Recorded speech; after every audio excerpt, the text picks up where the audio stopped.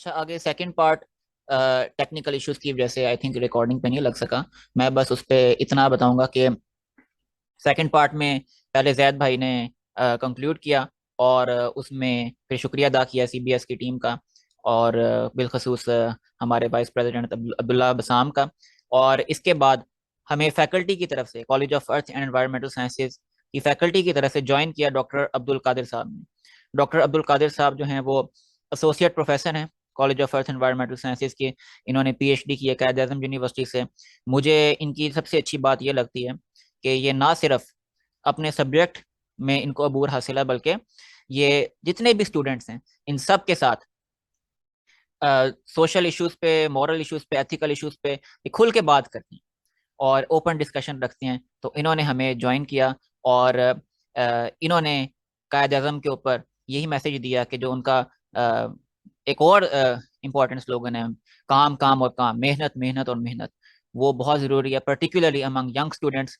और आगे इन्होंने भी जो हमारी करेक्टर बिल्डिंग सोसाइटी है, इसको भी उन्होंने शुक्रिया अदा करने के साथ ये कहा कि ऐसे ऑनलाइन वेबिनार्स ऐसे होते रहने चाहिए, ताकि ये एक अपॉर्चुनिटी, एक अच्छा अपॉर्चुनिटी होते हैं इस तरह की अपने हीरोज को रीलिव करने के लिए, और इस तरह के इवेंट्स को हमें आगे प्रमोट करना चाहिए।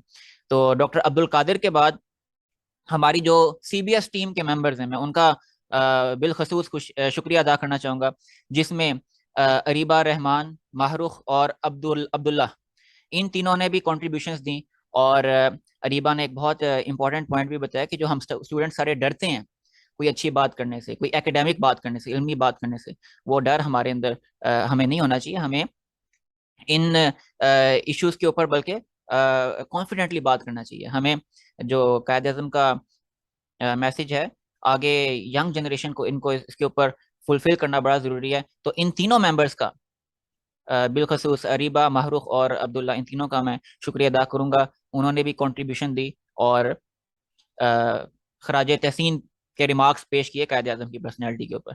और मैं एंड पे कंक्लूड इसी बात पे करूंगा कि हमें कायद आजम की पर्सनैलिटी से सीखना चाहिए, जिसना उन्होंने इतनी मेहनत कर की, और अपनी मेहनत के जरिए एक पूरा मुल्क हमें, पूरा पार्ट अंग्रेजों उन्होंने चैलेंज ना सिर्फ था कांग्रेस के साथ, हिंदुओं के साथ, बल्कि अंग्रेजों के साथ, दो बड़ी कुव्वतों के साथ चैलेंज था। और इस चैलेंज में उन्होंने पाकिस्तान को फतह किया।